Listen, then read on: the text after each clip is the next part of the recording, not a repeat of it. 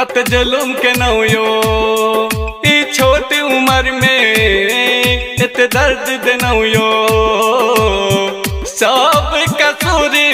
यहाँ के कि हमरा पसंद भगनो सब कसूर यहाँ के कि हमरा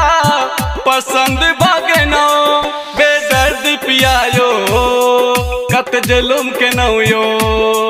ई छोटी उम्र में इत दर्द देनौयो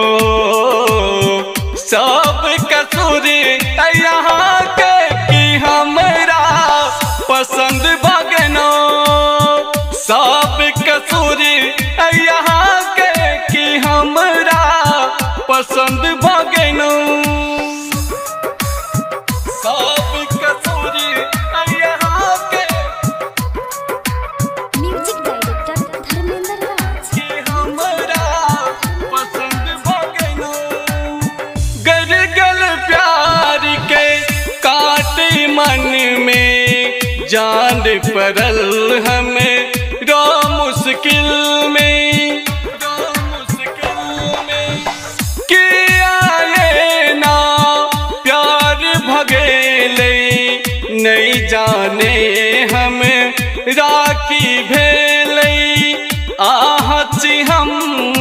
दीवाना हम आहा के दीवानी भगनो आहची हम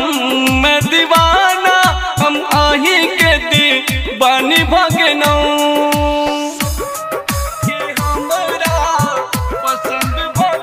म्यूजिक डायरेक्टर धर्मेंद्र राज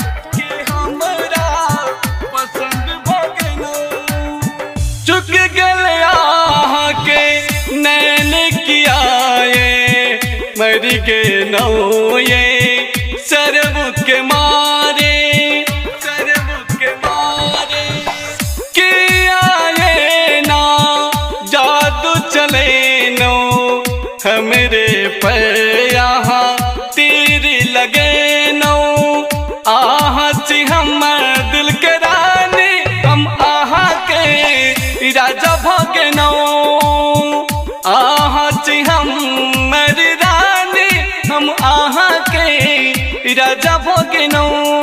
बेदर्द पियायो कत जुलुम के नौयो ई छोटी उम्र में इत दर्द देनौयो